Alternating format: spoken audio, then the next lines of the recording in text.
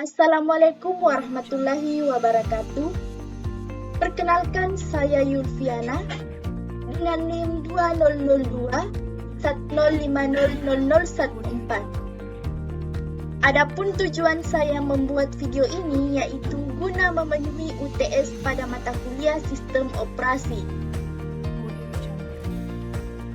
Di sini saya akan menjelaskan mengenai penjualan CPU dengan menggunakan sistem operasi. Algoritma penjadwalan CPU dibagi atas: pertama, first come first serve first atau FCFS. Yang kedua, shortest job first SJF, di mana bagi atas shortest job first non-preemptive dan preemptive. Yang ketiga yaitu priority scheduling. Yang keempat, round robin, di mana terbagi lagi menjadi SJFS, SJF non-preemptive, SJF preemptive. Algoritma yang pertama yaitu first come first serve atau FCFS. FCFS atau biasa juga disebut dengan FIFO atau first in first out bisa diartikan sebagai penjadwalan yang tak berpisah. Proses yang tiba lebih dahulu akan dilayani lebih dahulu. Kalau ada proses tiba pada waktu yang sama, maka pelayanan mereka dilaksanakan melalui urutan mereka dalam antrian. Tidak peduli apakah burst time-nya panjang atau pendek. Proses di antrian belakang harus menunggu sampai semua proses di depannya selesai. Setiap proses yang berada pada status ready dimasukkan ke dalam FCSKU sesuai dengan waktu kedatangannya.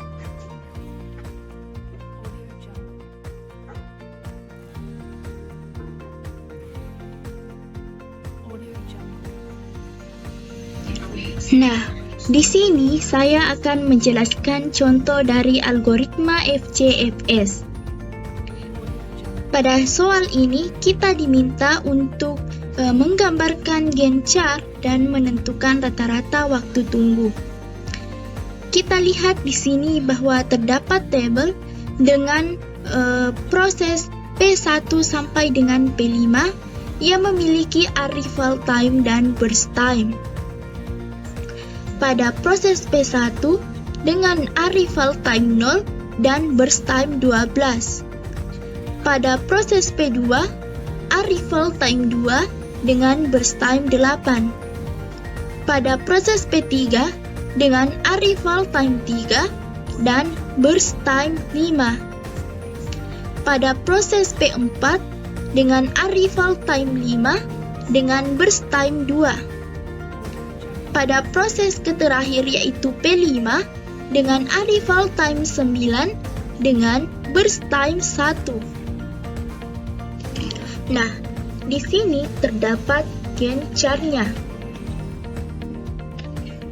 Dapat kita lihat bahwa pada saat waktu 0, P1 masuk dalam antrian dan langsung diproses. P1 akan dijalankan sampai pada waktu ke-12. Pada saat waktu 2, P2 masuk antrian. P3 masuk antrian pada waktu ketiga. P4 masuk antrian pada waktu yang ke-5. P5 masuk antrian pada waktu ke-9. Pada posisi 12, P1 selesai dikerjakan dan P2 akan dieksekusi terlebih dahulu di antara proses lainnya yang masuk ke antrian. Karena P2 lebih dahulu datang dibanding yang lainnya.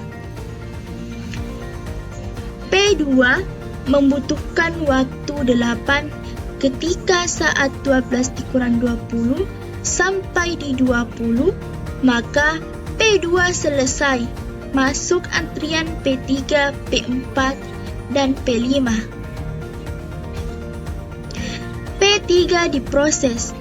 P3 burst time-nya 5. Dari 20 sampai 25 adalah waktu pemrosesan P3. P3 selesai. P4 dan P5 masuk antrian. P4 diproses, menghabiskan waktu 27. Saat 27 masuk antrian, P5 langsung diproses hingga 28. Nah, di sini juga terdapat waktu tunggu. Pada P1 tidak menunggu atau waiting time-nya 0. Pada P2, pada saat waktu ke-12, kemudian waktu masuk antriannya adalah pada waktu kedua. Nah, kita kurangkan waktu proses dikurang waktu antri, di mana di sini yaitu 12 dikurang 2 adalah 10. Begitu juga dengan seterusnya. Untuk P3, yaitu pada saat waktu ke-20, kemudian waktu masuk antriannya adalah pada waktu ketiga. Di mana dikurang 20 dikurang 3 sama dengan 17. Untuk P4, 25 dikurang 5 sama dengan 20. Dan untuk P5, yaitu 27 dikurang dengan waktu ke-9, yaitu 27 dikurang 9 sama dengan 18. Nah, adapun jumlah keseluruhan waktu tunggunya yaitu 65. Selanjutnya di sini yaitu rata-rata waktu tunggu. Jumlah waktu tunggu dibagi dengan jumlah proses yaitu 5. 65 dibagi 5 sama dengan 13 satuan waktu.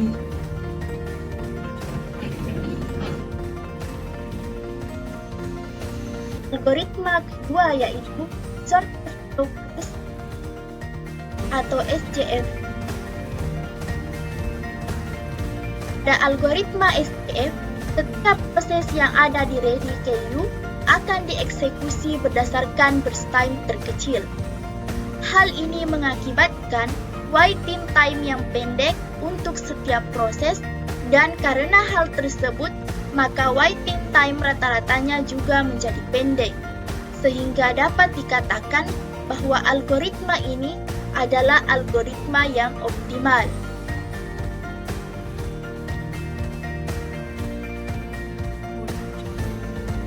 Shortest of SJF non-5. Di sini, jika proses yang datang memiliki arrival time yang sama, maka proses yang burst time-nya paling kecil dan pendek akan dilayani lebih dahulu.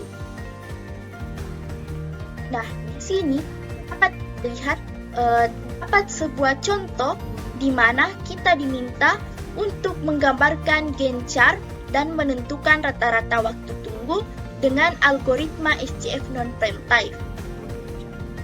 Di sini pada tabel terdapat proses P1 sampai dengan P4 yang memiliki burst time dan arrival time. Untuk proses P1 dengan burst time 6 dan arrival time 0. Untuk proses P2 dengan burst time 4 dan arrival time 1. Untuk proses P3 dengan burst time 3 dengan arrival time 3. Untuk proses P4 dengan burst time 8 dan arrival time 6.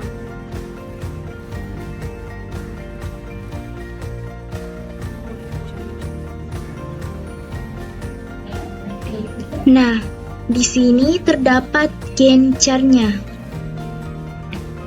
Dapat kita lihat bahwa pada arrival time 0 datang proses 1 dengan burst time 7.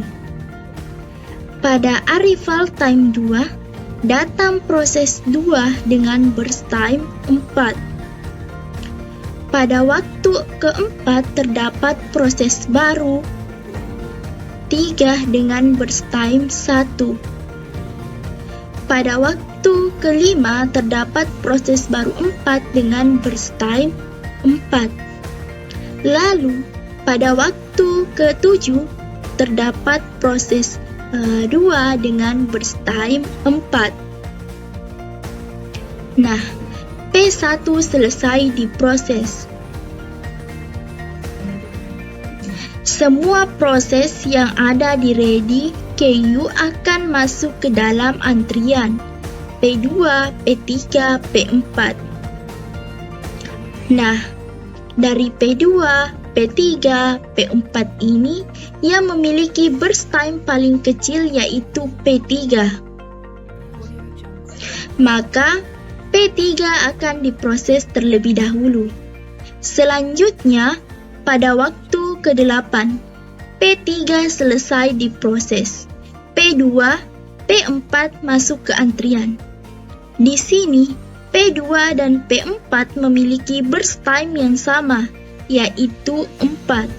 Maka, dilihat mana proses yang datang terlebih dahulu, yaitu P2.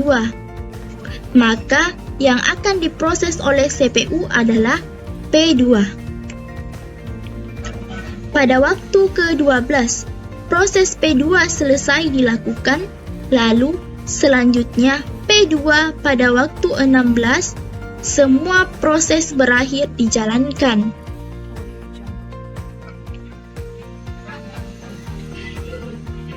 Selanjutnya yaitu untuk menghitung waiting time. Waktu tunggu di sini yaitu pada P1 tidak memiliki waiting time karena diproses langsung oleh CPU tanpa menunggu. Untuk P2, waiting time yaitu waktu proses P2 adalah 8 dikurang dengan arrival time 2 sama dengan 6. Begitu juga dengan P3 dengan waiting time yaitu waktu proses P3 adalah 7 dikurang dengan arrival time 4 sama dengan 3. Untuk P4 yaitu 12 dikurang 5 sama dengan 7. Nah, adapun jumlah dari keseluruhan waktu tunggu yaitu 16. Di sini untuk mencari rata-rata waktu tunggu, jumlah keseluruhan waktu tunggu dibagi dengan jumlah proses yaitu 4. 16 dibagi 4 sama dengan 4 satuan waktu.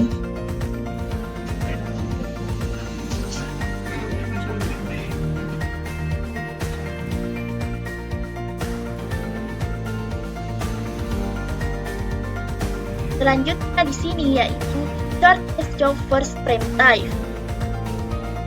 Jika suatu proses sedang dikerjakan, kemudian ada proses lain yang datang, di mana burst time-nya lebih kecil dari sisa waktu proses yang sedang dijalankan, maka proses lain ini akan dikerjakan dulu dan sisa proses tadi dikembalikan ke ready KU.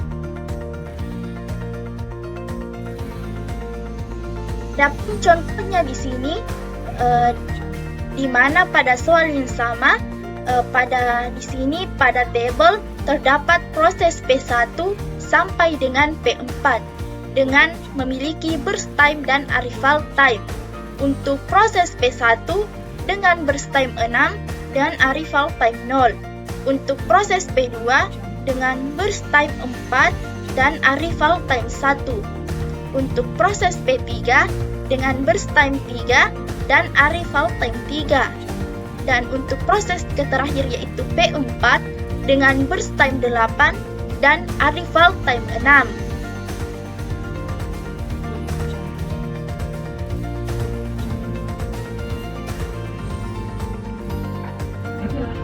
Dapat kita lihat di sini bahwa pada arrival time 0 datang proses 1 dengan burst time 7. Pada waktu 2 ada proses yang menginterupsi. P2 datang dengan burst time 4, di mana proses P2 ini lebih kecil dari P1. Maka yang selanjutnya diproses adalah P2. Dan sisa proses 1 tadi masuk dalam antrian 5. Lalu, pada proses 4, ada proses baru yang datang dengan burst time 1, di mana ini lebih kecil dari proses sebelumnya. Sisa dari P2 tersebut masuk dalam antrian 4 dikurang 2 sama dengan 2. Pada waktu 5, datang lagi proses baru P4, cuman proses P3 tadi selesai dijalankan. Jadi, untuk selanjutnya dipilih lagi mana yang lebih kecil antara proses P2, P4, dan P1. Yang paling kecil di sini adalah P2. Jadi, P2 terlebih dahulu dijalankan oleh CPU. Pada waktu 7, P2 selesai dijalankan, lalu masuk pada antrian P4 dan P1.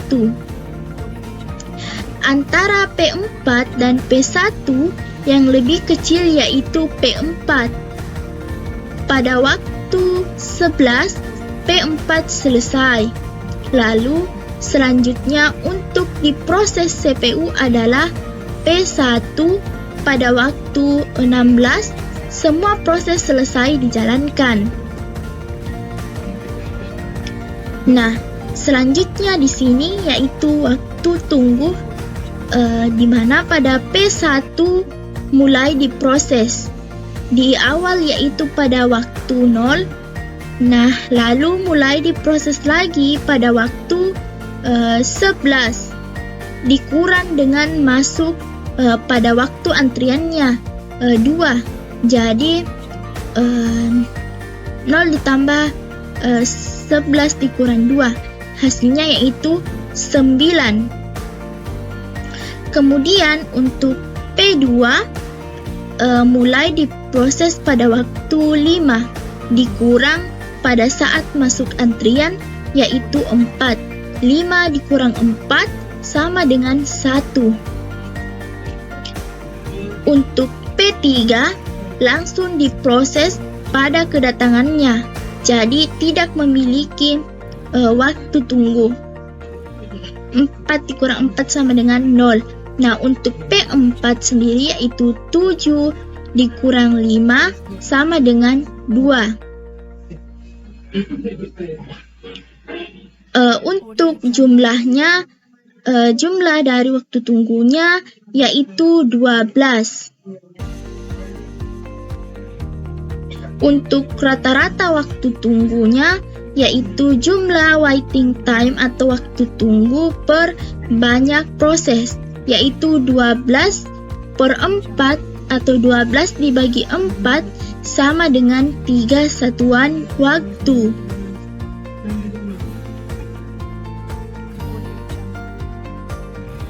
Algoritma selanjutnya yaitu priority scheduling. Algoritma dengan jadwalan yang mendahulukan proses yang memiliki prioritas tertinggi. Setiap proses tersebut dapat ditentukan melalui beberapa karakteristik.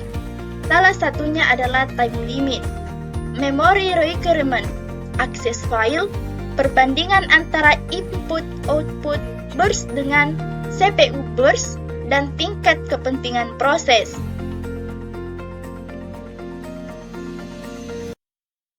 Audio Jungle. Nah, adapun contoh dari priority scheduling di sini dapat dilihat pada tabel proses ini. Prosesnya yaitu P1 sampai dengan P4.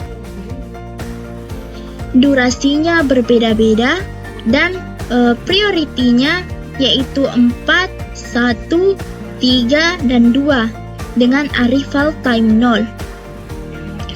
Kemudian di sini adalah waktu tunggu. Sudah dilihat pada gambar tersebut, yang dieksekusi terlebih dahulu adalah P2 dan priority tertinggi dan waktu penyelesaian 8. Setelah P2 selesai, maka akan dilanjutkan dengan 4 yang memiliki prioritas tertinggi berikutnya dengan durasi pengerjaan 3. Kemudian disusul dengan pengerjaan P3 dengan waktu 7. Kemudian yang terakhir, pengerjaan P1 dengan durasi 6. Adapun di sini yaitu waktu tunggunya yaitu untuk P1 sama dengan 0, P2 sama dengan 8, P3 sama dengan 11, P4 sama dengan 18. Dengan rata-rata waktu tunggu yaitu dijumlahkan 0 tambah 8 tambah 11 tambah 18 dibagi 4 sama dengan 9,25.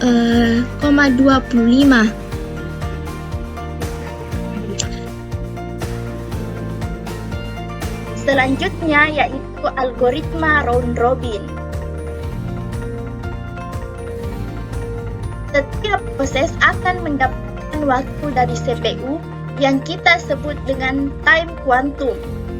Time quantum inilah yang menentukan proses mana yang akan dikerjakan terlebih dahulu oleh CPU dan kemudian proses mana yang akan dilakukan berikutnya. Biasanya, suatu proses mendapatkan jatah time quantum yang sama dari CPU yakni 1 sampai 100 milidetik atau 1/n.